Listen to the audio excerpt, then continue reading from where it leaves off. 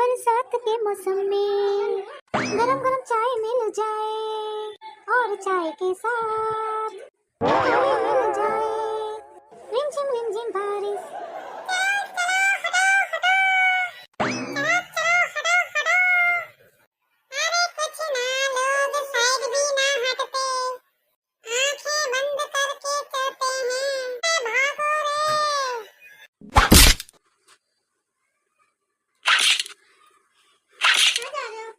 ज्यादा बकवास कर रहा है।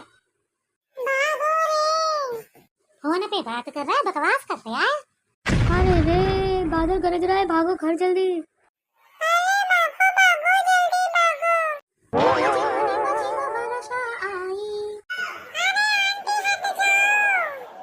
आंटी, कौन आंटी? मैं आंटी? हाँ?